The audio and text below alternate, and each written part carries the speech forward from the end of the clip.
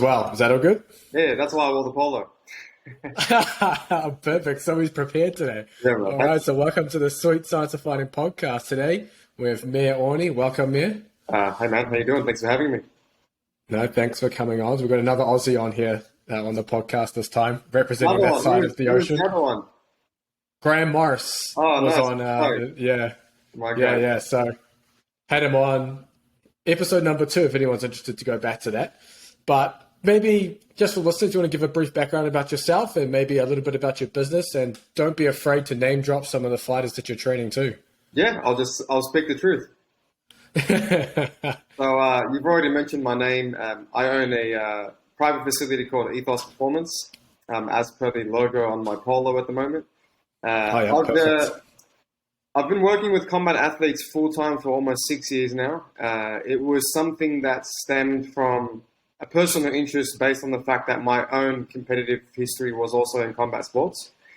When I finished university and wanted to work, I suppose, with more fighters at the time, there really wasn't a place, kind of like what we have now, where I could go and do some volunteer work and learn more in that area.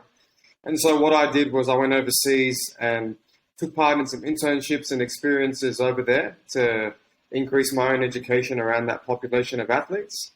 And over time, when I got back to Sydney, with the existing networks that I had, I just progressively started creating a place for the fighter. The vision for me has always been to create a home for the combat athlete in Sydney, where they could get everything in one roof. And now it's safe to say that my vision is still the same in terms of passion towards combat sports, but I want to have a more of a global impact as well. Nice. At Ethos Performance, we work with anywhere from amateur level to world-class athletes. So we work with fighters who haven't even had their first amateur fight, which is pretty cool, all the way to guys like George Kambosos, Tyson, Pedro, Arlene Blancow, Bam Bam Tuivasa. So we've got some high-level guys which create a unique environment, but we've got like across the whole spectrum a really cool group of athletes that we work with. Based on that list, obviously, we also touch on mixed martial arts, boxing, kickboxing, wrestling, jiu-jitsu, judo. So we have a nice spread of different sports within the bracket of combat sports itself. Oh, awesome. Yeah, sounds like you got a wide range of levels and a wide range of combat sports you're working with. So Correct. I wanted to start with just your overarching training philosophy for combat sports. I mean, if you want, we can break it down to maybe like MMA, striking, grappling, but either way, just maybe like kind of like your own philosophy of training for the best preparation, basically. Okay. You asked me philosophy, so I guess I'll touch on philosophy first, and then I guess training methods and my philosophy around training methods. Having been involved in the combat sports culture for a long time, you really can't just tackle programming before you tackle the person. And I'm sure that's the case for all sports, but I'll just speak on what I know the best. A lot of my philosophy personally starts with connecting with the athlete, and before we start any programs, I like to get a good idea of what they're currently doing, what their resources look like, and what their limitations might be present in that area. And then I try to also fill the gaps in that regard. So especially these days, I definitely have a lot more of a kind of like, I won't call it managerial, but kind of like connecting the dots between different professionals, whether it be, a physio with a combat athlete, a dietitian with a combat athlete, a sports psychologist with a combat athlete, and then stepping back and saying, okay, here's what your program will look like now. So for all of my fighters, the first thing we do as one of the systems within Ethos is we touch on their schedules with them. So before we add more volume and more intensity into what is usually a crazy workload for combat athletes, we like to really get an idea of what they're doing and why they're doing those things as it is. Depending on the combat sport you're dealing with, so for example, if you're looking at boxing or Muay Thai, there tends to definitely be a lot more frequency of road running, and a lot of the times it really doesn't make sense in terms of when they're doing it. So an example would be some Thai gyms and some boxing gyms that we've worked with. They'll do things like a 5 to 6 kilometer run before they've even started their technical training session. So when we look at it from like an energy availability and even just being most resourceful for that training session, it really doesn't make the most optimum sense. It's not the best for performance. So scheduling is the first thing we touch on. We send all of our athletes, whether it's online or face-to-face, a schedule tracker where we get them to input what their week looks like. We then have a chat with them about what we think could be some changes. And obviously, like, we don't step on anyone's toes in terms of their technical coaches. But when it's things like running and it's not really technical, it's non-specific conditioning, our question is, well, why are you doing this 6 times a week? You know, could we be subbing this for something that's more beneficial, like, you know, a more low-intensity skill session where you're doing some drilling with a partner or in a bag, and you can tackle similar training qualities but not necessarily have all the non-specific running adaptations that you're getting. Mind you, I do like running, but not 6 times a week. So when we're looking at training methods for combat athletes, the first thing we do is we conduct our testing battery at Ethos with our combat athletes, with any athlete, really. And for us, it serves as a really nice starting point to work backwards from. Now, we generally work backwards from athletes' competitive dates, their context in terms of their training age in the gym, their age in general, all their limitations in terms of injuries, as well as what their testing looks like. So with those 3 things, we can get an idea of, okay, well, here's what this person needs to work on, being mindful that they have the Commonwealth Games in 4 months.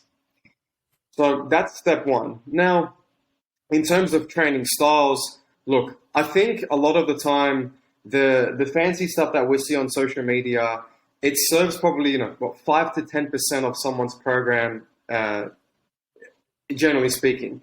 All of the, peaking methods like oscillatory training, BBT, peaking clusters, et cetera, and we can touch on that stuff.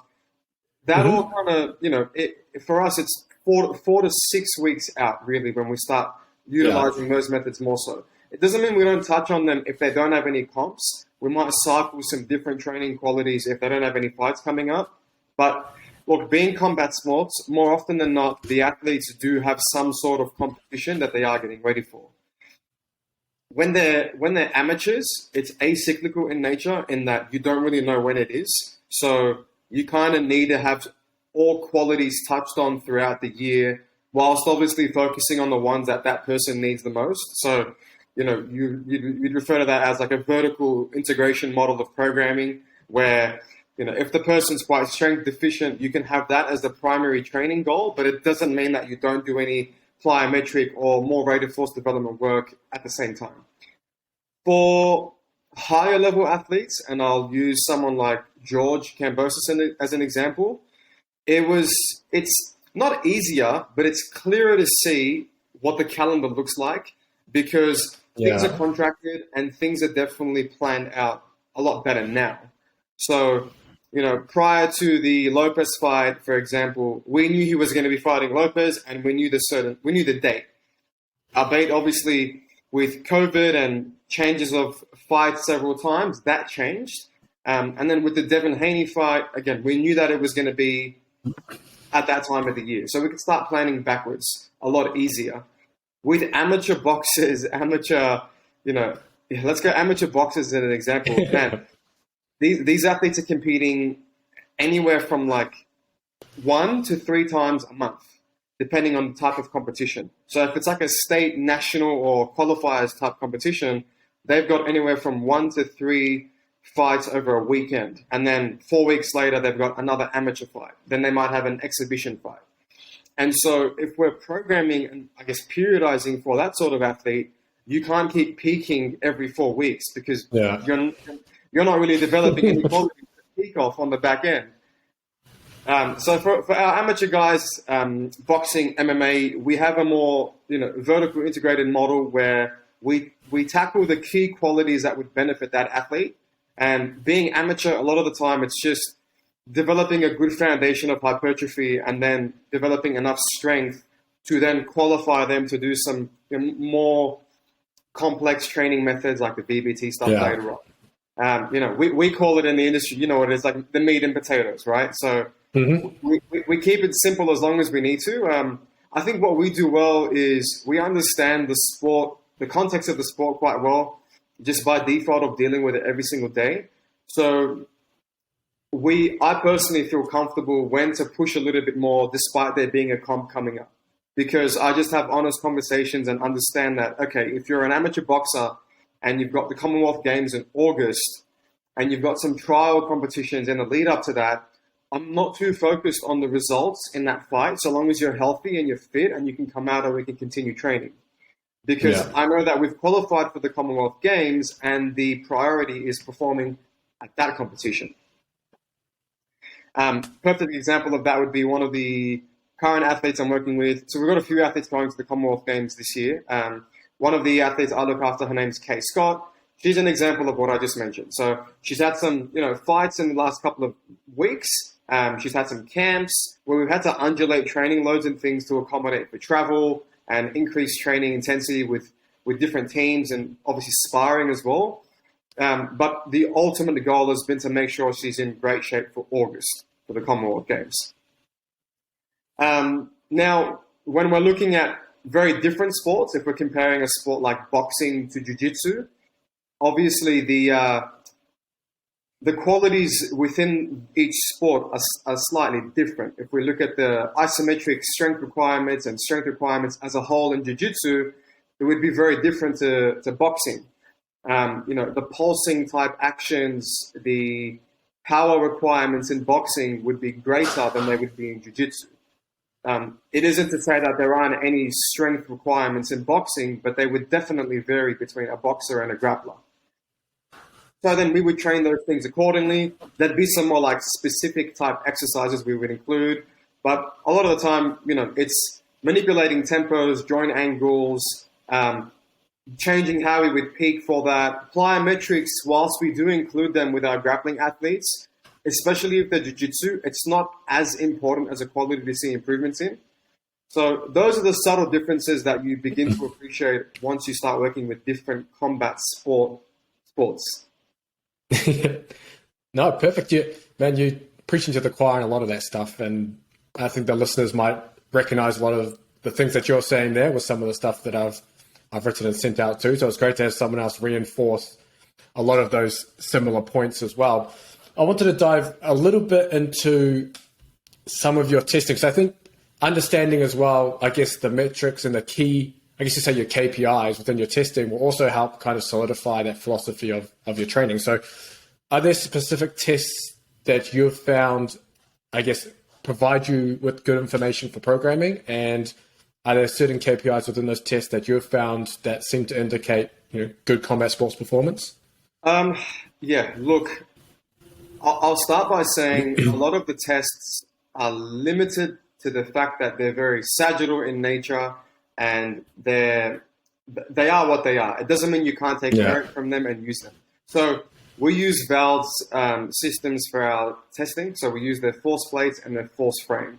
There's a piece of equipment I've been looking at called the Proteus testing piece. It's like a long T-shaped device and you can measure rotational outputs on that. Now, would it be cool? Maybe, like, we can use it. It's massive though. We don't have the space for it. Now, with us, is that the one that's built out in Boston in the States? Is that the one that yeah? Correct. It's almost like a Kaiser unit into the ground, and there's a long arm that sticks out of it, and then you can hold the arm and do chops, low to high to low across, and you can. I'm not sure what metrics it gives you, but you can definitely use that for those movements. Mm-hmm. So with our force plates, we do the IMTP, isometric mid-thigh pull, counter movement jump, RSI, single leg hop, left and right. And then with the force frame, we test all our athletes' neck strength. So we do flexion, extension, lateral flexion. We do shoulder internal external rotation, hip abduction, and adduction. With that, and also with the force plates, we do the ASH test. So we get a relatively comprehensive analysis of things. We have a fantastic sports scientist at our facility who you should also have on another time and dive super deep into metrics and testing with him. He's our guy. His name's Halson. So he does all the reporting, all the testing, all the, he makes things look pretty and makes it very easy for me to understand. He's a super switched on guy. So all of our athletes end up generated with a testing report. And the good thing is now that we've tested so many athletes and with our recent collab with the UFC PI, we've got some like cross-pollination of data between MMA athletes especially. So we can start to draw some references of, okay, here's where you are at the moment and here is what the average is across your cohort. That's also our goal at the moment with the current research study that we started collaborating with the PI on. Yeah, dive into that for us. Yeah, so I'll touch on that once I just wrap up some of the testing stuff. Perfect. Yeah? Yep. So the IMTP, I mean, you get it. It's our basic like max strength measure. Alongside that as a strength test, we also do 1 to 3 RM conventional strength testing on a variety of lifts that we like. With the counter movement jumps, we look at height and then different contraction times and speeds. Single leg hop for like limb symmetry index, and then pogo, the 10-5 pogo, we do the same thing with that. And the 10-5 also gives you a nice limb symmetry index. With other tests that we do like basic bodyweight strength tests or endurance tests like push-ups to failure, chin-ups to failure. We've done our best to standardize what those look like. We do like a Copenhagen hold, a bench reverse Copenhagen hold, just as very basic bodyweight metrics. Mm-hmm. That's our testing battery summed up. Usually like I said earlier, we'll work backwards from our testing battery as well as athlete dates and contacts to start their training program. And that's then essentially when our programming starts. Once we've touched on testing, context, and then their schedule, then we would touch on their program. Honestly, for me, once I've done those things, the program tends to be the easiest thing because the context is so clear by that point. In terms of systems for us, every athlete, once those things are ticked off, has their own macro cycle calendar document. We have that as a shared document within all the coaches at the facility. So if I'm handing over an athlete to someone else, then they can effectively see, as long as I've had them, let's say it's 2 years, they'll be able to see exactly what that person has done over the last 2 years. Nice. So our macro cycle plan gets filled out for every single athlete. And then we have our programming that we currently do via Team Builder as of the most recent change from paper-based programming. Nice. So that's our systems in a nutshell. Now I'll touch on the testing project. So we slowly started registering interest in that collaboration late last year with Gavin Pratt and Reed Rule from the UFC PI. Mm-hmm. So the goal for us was to just progressively elevate the standards at the lower amateur and semi-pro levels of mixed martial arts. Obviously, when you're at the highest levels, funds are better. So these sorts of resources become more easily accessible to you. And at the moment, I mean, you would also know yourself, having interest in obviously the sweet science of fighting, the current research and literature in combat sport, it's still up and coming. Yeah. Especially in mixed martial arts because it's such a young sport. And so our research aims to look at jump qualities between amateur and professional mixed martial artists. Now, just last week, our ethics application got approved, so we're ready to go. Ready to start testing. So now it's all a matter of logistics and organizing testing with MMA facilities around Australia. So look, the goal for us for this project is for amateur level MMA athletes to give them some standards, to give their coaches, their physios, some standards that they can start working towards in terms of comparing where they are compared to the top of the top athletes. Now, will the study be limited in terms of the method that we're using, in terms of the limitations in the fact that we're only doing one sort of testing? Yes. But nonetheless, it's a kick in the door and we're just slowly we're trying to improve the quality of research in mixed martial arts. No, that sounds great. If anyone wants to listen to Gavin Pratt as well, he was on the podcast a few episodes ago too, so you can listen to him. But I like the idea of bridging that gap between the low-level amateur fighters and the professional fighters. So I'd love to take this podcast down that road of of the fighter that doesn't have the budget, I guess, yeah, amateur in nature, maybe competing even for fun, but wants to do well. Yeah. Because a lot of the listeners and people reading are in that space. Definitely. So maybe let's start with the testing side then. So you mentioned obviously a lot of those tests, and you mentioned you have some body weight tests as well.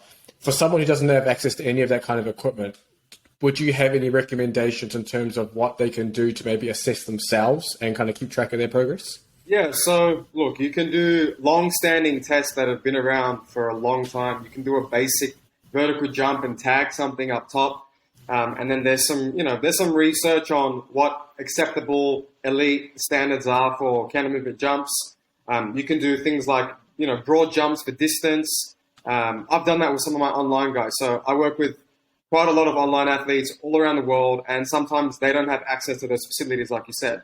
So you can do counter movement jump, body weight, broad jump. So you get vertical, horizontal, plyometric type test, power test.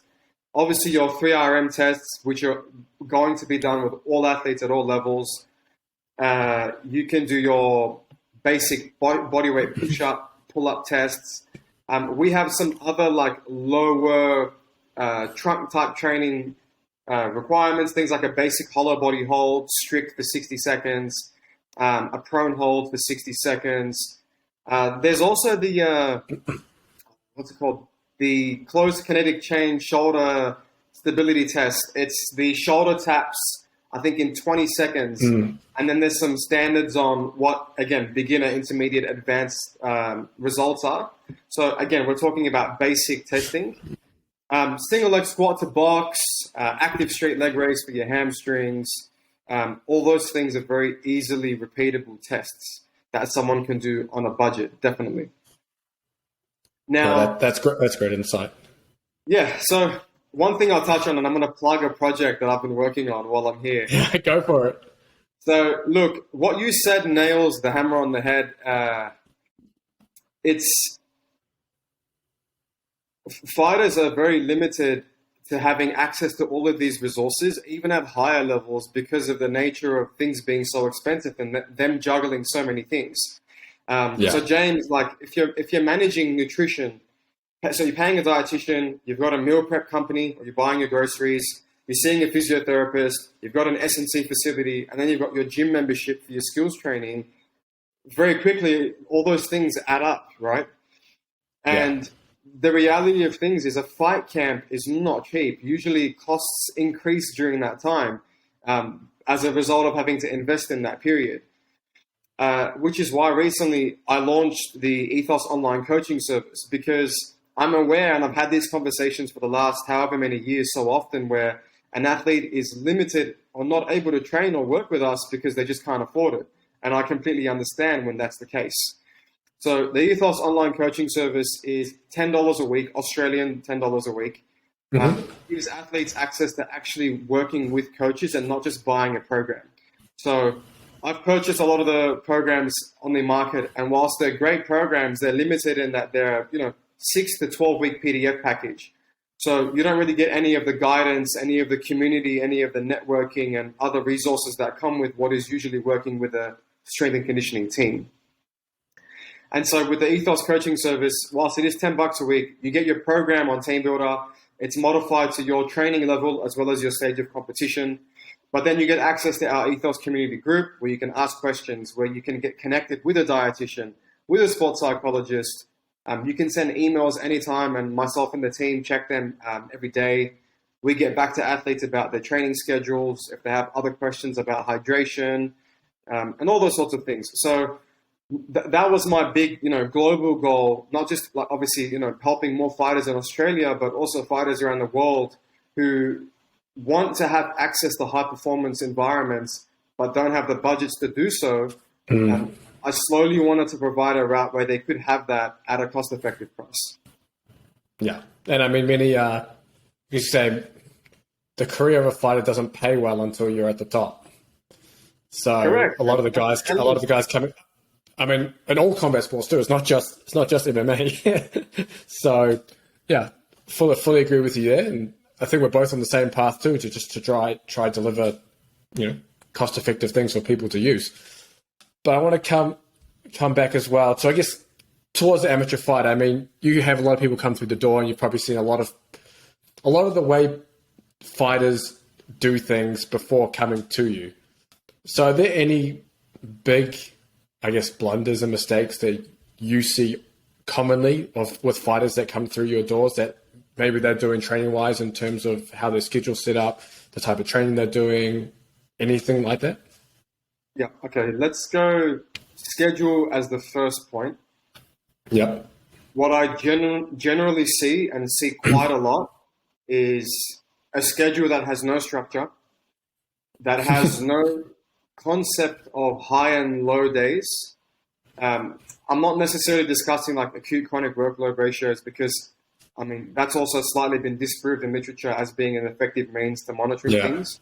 But if I look at an athlete who's doing a 10-kilometer run in the morning, some skills training in the morning, they go to work, and then they're doing 3 to 4 classes back-to-back in the evenings as a training day, and they do that anywhere from 3 to 5 times a week, there's a lot of red flags that come up for me.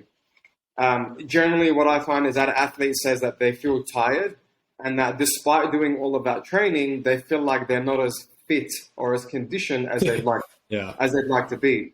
And that just gives way to why the first thing that we do is one of the first things is we touch on their schedule.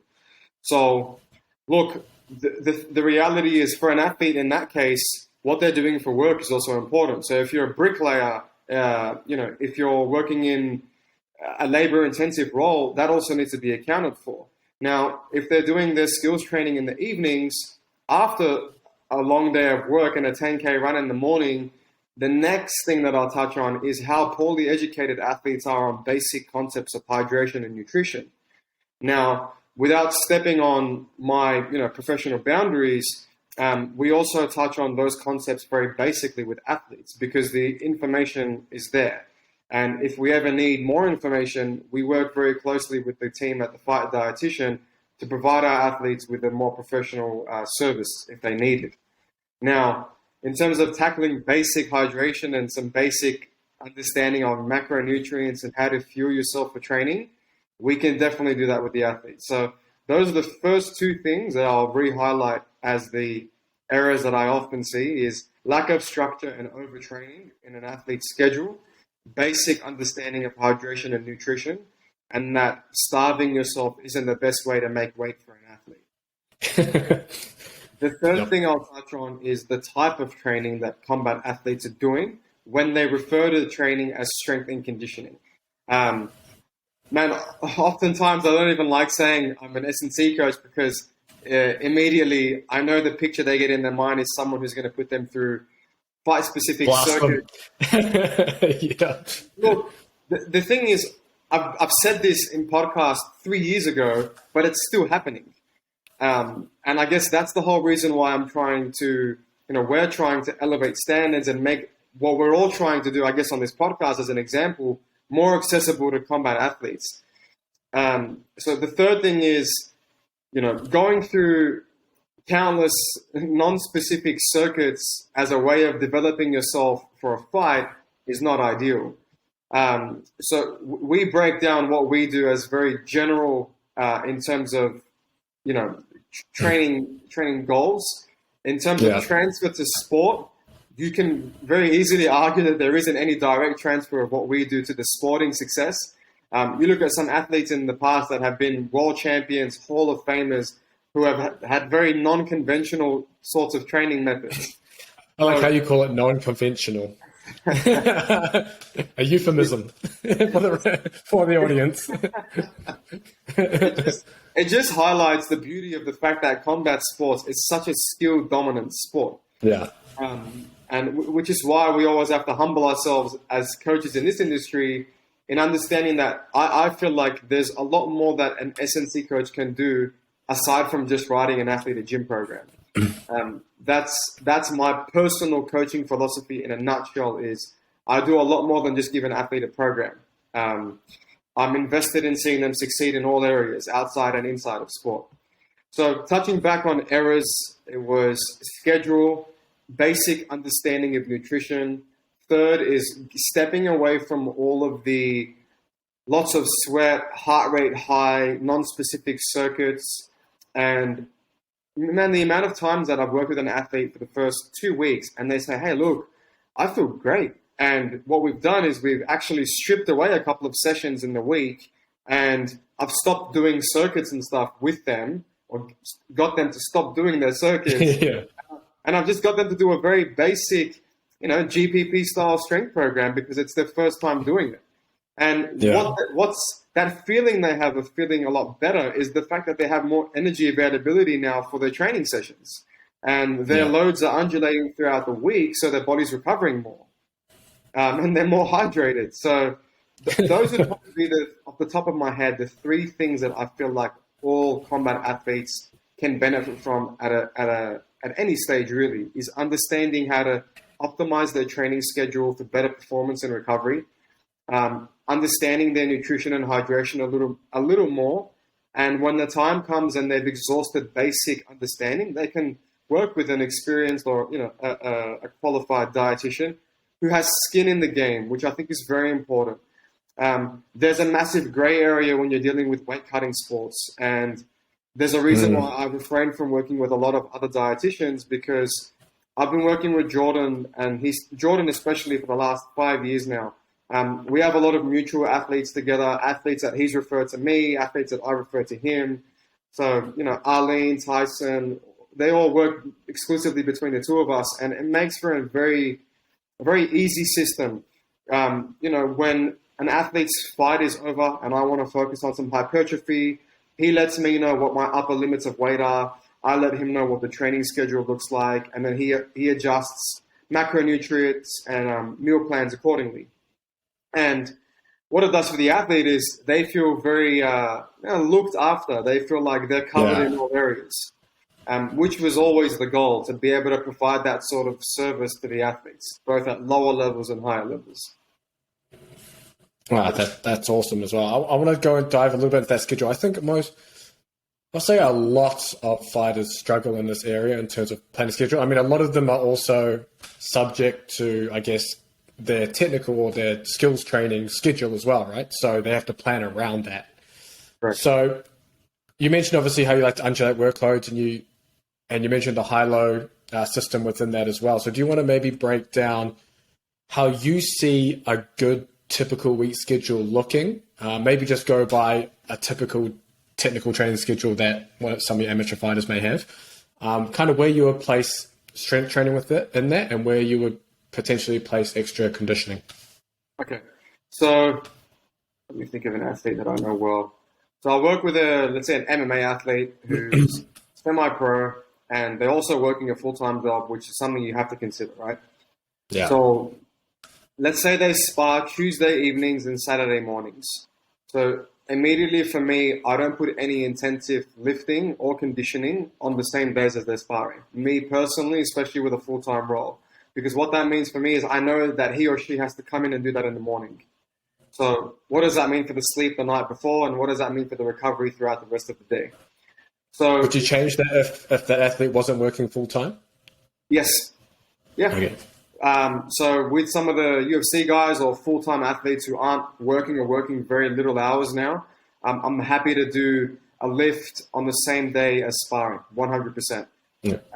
The athlete I'm referring to works on roofs all day, and although it's his own business, nonetheless, it's very labor intensive. So, for example, in his case, he's doing a Monday morning and a Friday morning lifting session, and he's doing a Wednesday morning conditioning session. Gotcha. So the lift on the Monday morning will be slightly different to the lift on the Friday morning, just by way of having accumulated so much fatigue towards the end of the week. So on the Monday, it might be our more force dominant day, more intensive, and I'll get some more accessory volume in that session. On the Friday, it might be more of a rate of force type day. I'll keep volume quite low, almost like a pre-sparring primer, because he's got sparring the next morning. Yeah. On the Monday evening, so he's lifted Monday morning. Monday evening, they've got wrestling, and then he's got some boxing training. So for me, based on knowing that athlete, he considers that a medium day. The Tuesday morning, I let that athlete sleep in. He does some specific work before sparring on the Tuesday night, and then they do that gym in particular have quite an intensive sparring regime. So he considers that a hard day, even though he's only got 1.5 sessions on that day, right? But again, I would still consider the overall workload that he's had on the Monday. So the Wednesday, he's got one specific pad session with his striking coach in the evening, and Wednesday morning we have our conditioning session. He considers that a low-medium day. And as an example there, we've got a medium day, a high day, and a low-medium day. On the Thursday, he's got the morning off. Thursday night, they do specific wrestling and they do some MMA jiu-jitsu. So it's, from memory, he would consider that a medium day. Friday for him is a low day, and Saturday sparring is the hardest spar of the week. It's when they get guys in from different gyms, or they go out to other gyms and spar. Generally speaking, I think they would do anywhere from, at minimum 3 rounds. They'll do 5 MMA rounds usually. And then this athlete, having his style, usually does some no-gi jiu-jitsu after that. So if you, based on that discussion, or what I just said, planned it out in front of you, you would see that from the start of the week until the end of the week, it's not just, smash yourself at the wall all week. There's an element of structure there. And then on a Sunday, he has a green zone option of a bike, run, or swim session. The reason why I do like programming the run, bike, or swim is if they're going to do it, I'd at least like to be involved in it. That way there's some structure around it, and I can educate them on, okay, well, you like running because in your mind it helps you build the base. But when you're running at a 4-minute, 30-kilometer pace, you're not really building the base. You're almost running at like threshold. It's quite a high pace. So I'm like, how can we quantify this and kind of gamify this process a little for you so you understand what you're actually doing? Let's put a heart rate monitor on you. I want you to keep this, at either a pace goal of 5 to 6 minutes a kilometer, depending on that athlete's, running efficiency and how, conditioned they are, or put the heart rate monitor on, and I want you to look at your screen every so often and keep it in the green zone, so to say. Is that going to be as customized as some would like it to be? No. For me, does it allow me to control what is usually a very uncontrolled, sporadic, maniac type run? Yes, it does. Nice. That makes sense. I think what might surprise some of the listeners is how little extra conditioning is actually in that schedule.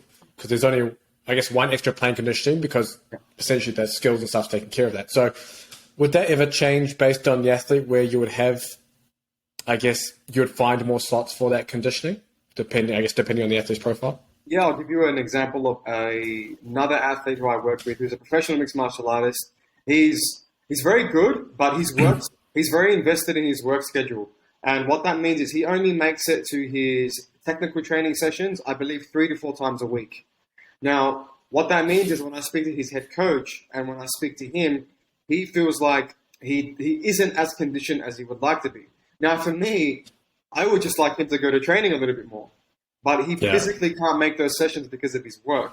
So I need to give him something to do to account for the lack of skills training he's doing at the moment. Now, this athlete in particular is very fast twitch dominant. He's African-American, so he's very explosive in nature. He's an absolute beast. So for me, I know that I don't need to work on those qualities as much because even when I've watched all his fights since I've worked with him as an amateur, what he always tends to find hardest is if fights go the distance, he slows down a little more than he would like to. So in his case, I've programmed a specific drills type session that he can do either at our gym or at home. And then I've got him doing a separate off-fee, non-specific conditioning session.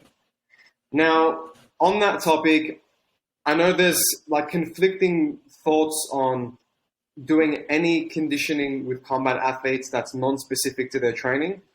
I like it. I like doing, off-beat conditioning at times if there are specific qualities that I'm trying to train. Look, I've had great success with it over years and years and years. I'm just very I'm very picky with when I introduce those, and I'm also very selective with the amount of volume that I add onto those conditioning sessions. Because just like you said, James, combat athletes do get a lot of their conditioning just by way of doing their sports. So a lot of the time, doing the additional 3 to 5 non-specific conditioning sessions, you're just exhausting someone who doesn't need to be exhausted anymore. Now, very easy to say from my experience, 2 qualities that combat athletes tend to not get a lot of in their training is true low zone aerobic type development and very true alactic efforts. So I'm pressed to come across a facility that does high intensity, max efforts with a specific recovery period that allows for sufficient recovery for the next maximal effort. Now, I program this with my fighters, especially in camp. But again, you have to be selective because I have had it in the past, and this is why I'm saying this.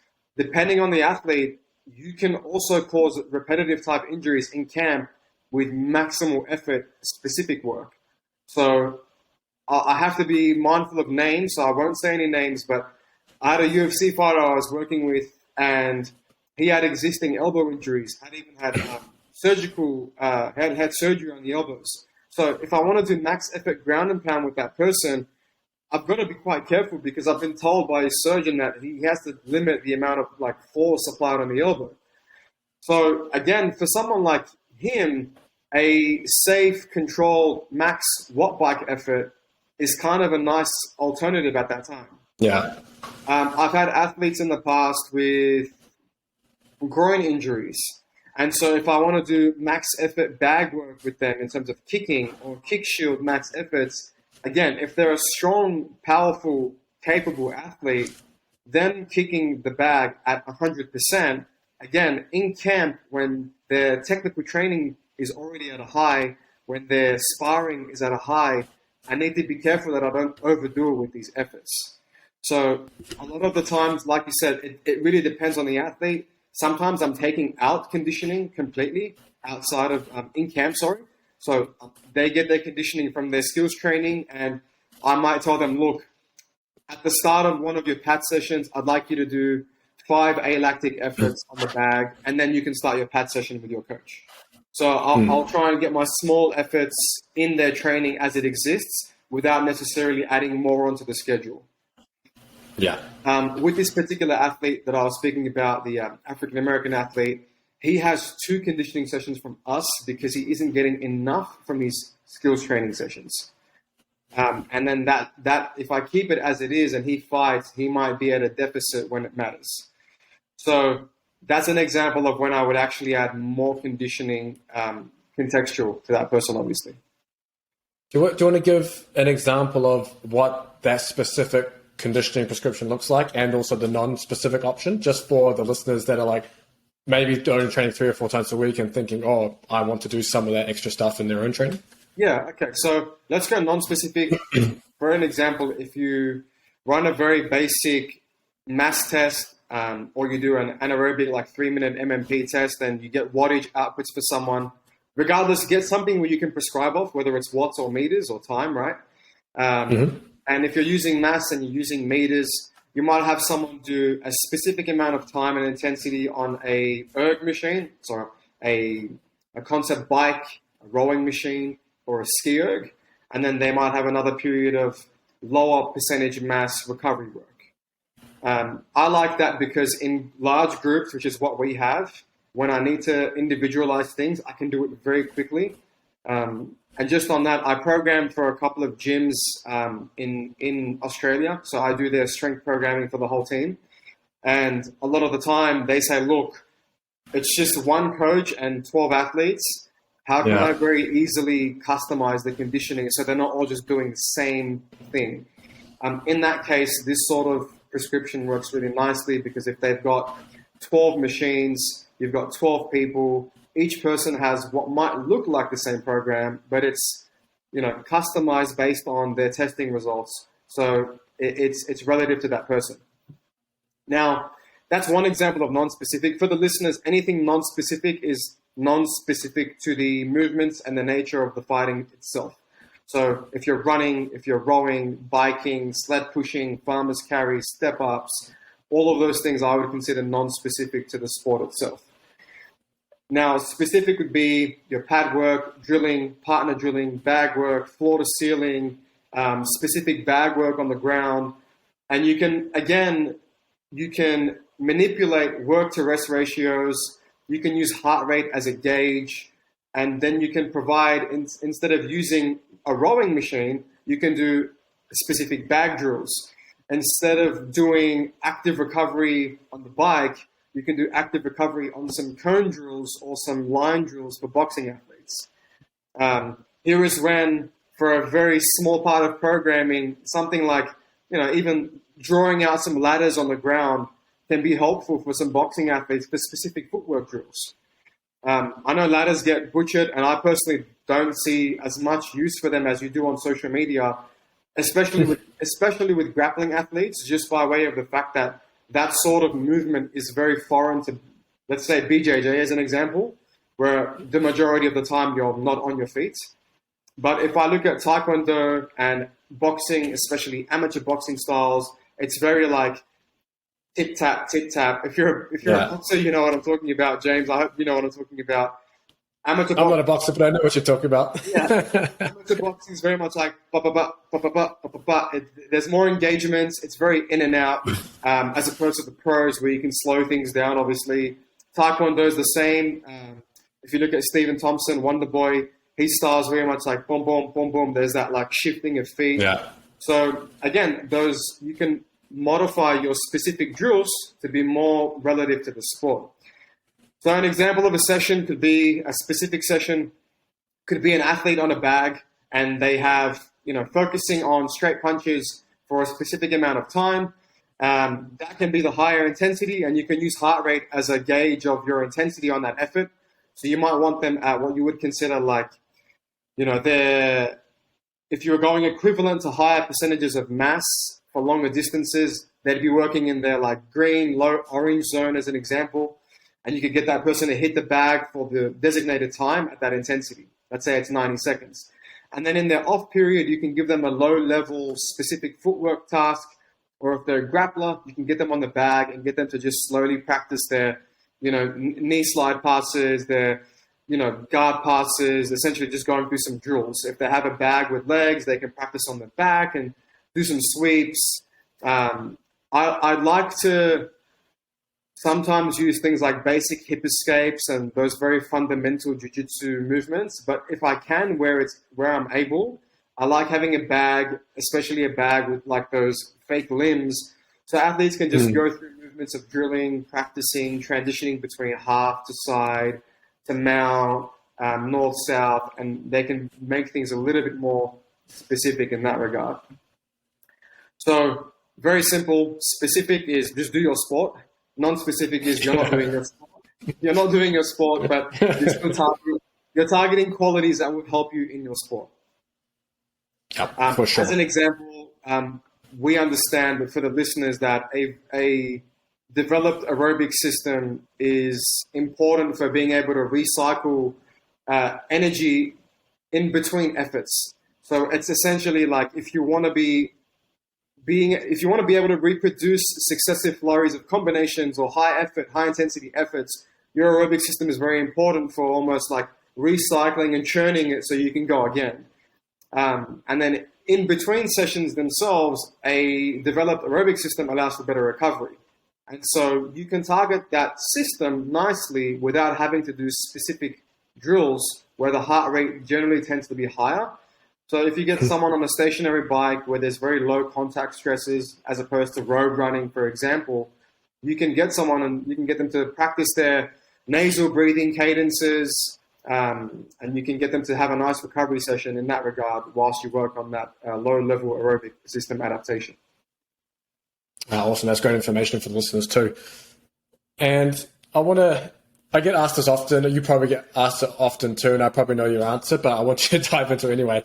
People always ask, what's the best exercise for this? What's the best exercise for that? So what I'm going to ask you is to cover is essentially, are there exercises that you're fond of using? Let's go straight down the strength training road. Strength training exercises that you're fond of for combat athletes that you like to use often, that you think are a good fit, not necessarily the best, because obviously the best is subject to whoever you're training. So maybe just exercises that you really like to program. In most of my programming, you will always find, a good bilateral squat option, whether it's a hand-supported safety bar squat, a trap bar, a back or safety bar squat, front squat. Yes, usually if I'm front squatting, it's out of camp and it's with the right person because of the limitations in mobility and obviously the stresses on shoulders and wrists and elbows. I personally don't really prescribe a lot of front squats for those reasons, just the cost benefit. I have horizontal pulling exercises always. So I really like a bench pull if I can set it up, whether it's at our facility or on 2 plyometric boxes. And then variations of horizontal pulling, split squats, and your single leg squat thread. So your basic split squats, squat to box, squat off box, your pollock and steps. Skater squats I really like, and then obviously lateral exercises. You've asked me a question that's just I use a lot of different rotational type training methods in our program. So we have loaded rotational exercises. We have obviously a large library of ballistic exercises, band type exercises, more rhythmic type exercises using plates, bands, balls. And then again, like the basic, the key rocks, your horizontal pushing, your pulling, all those things don't really change. You know how it is, James, regardless of the sport that you're working in, there are movements that you will be addressing.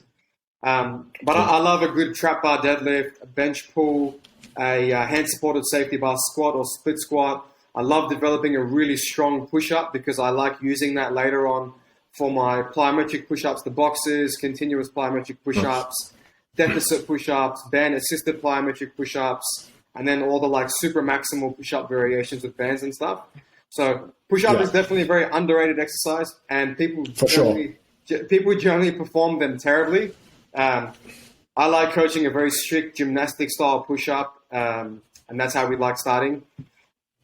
Chin-ups, we have neck training exercises in all of our combat athletes programs. We have a whole system for developing their neck training on the back end of testing their neck strength also. We include that in all of our programs, whether you're working with us online or face-to-face. There's always a lateral thread in our programs. Obviously, combat sports, like many other sports, are not sagittal in nature, so we're not weightlifters here. Cressy said you can't be a sagittal beast in a rotational world, so I think you kind of live by that in programming. So Cossacks, transverse type movements, lateral step-ups, your C lunges, all those movements we include. That's in a nutshell all of the stuff that you would see, and then it's a matter of understanding the context and putting it all together so it works. Yeah. That's awesome. That's awesome. You actually gave some good exercises there for listeners, and I hope you satisfied everyone that keeps asking the best exercises for this. Here's the thing, to any combat athlete listening, there is no best exercise and there is no best training program, because no two athletes are the same and your context will always be different. And so what's best for someone else will likely not be what's best for you, which is why it's important as a young athlete or a combat athlete to work with professionals that can find out what's best for you and meet you where you are now. You shouldn't be comparing yourself to what, X is doing on Instagram and what Anthony Joshua is doing. Find a team of professionals that you can work with, that can then start to find out what that process looks like for yourself. Yeah, exactly. And if you're following what X fighters doing on Instagram, it's probably those circuits that they come into you to see before they see you. There's non-specific circuits they're doing all week. That's what you see on Instagram because they get the views. Yep. Perfect. Well, we're coming up to an hour here. Is there anything else you wanted to cover before we sign off? And if not, do you want to maybe plug some of your Instagram or anything like that where people can follow you? Anything to finish off on? Look, I'd like to say, I think, James, the podcast and your mission with your podcast it's great to see. Combat sports is definitely on a rise globally, especially domestically in Australia. We've got a lot of success at the moment with a lot of our athletes around the world. So I think it's important that we continuously try to best educate combat athletes with best practices, because unfortunately there's a big gray area of malpractice in the industry, both in terms of training practices as well as things like nutritional practices. So that's the first thing. I think kudos to you for trying to spread better messages around the world. My plugs, if you'd like to connect with me, my personal Instagram is just Meer_Awny, AWNY. The facility page is Ethos Performance. This is what the logo will look like on Instagram. There's orange colors everywhere. The last plug would be, look, if you're a combat athlete and you're unsure of, I guess, what to do next, and you're pressed financially but want access to all these things that I'm talking about, send me a DM, head to our website. You can claim your first 2 weeks free on our online program to see what it's like. Send us a DM on the Ethos Instagram page, shoot us an email, any way you'd like to contact us, and we'd be more than happy to, point you in the right direction or possibly work with you if you're the right fit to work with our team. Oh, perfect. And I'll link up the Instagram and website and stuff in the description of the video anyway. So if anyone's listening on whatever app or on YouTube, head down to the description. There should be some clickable links there. But thank you for coming on, man. I really appreciate it. Appreciate you having me. Thank you, James.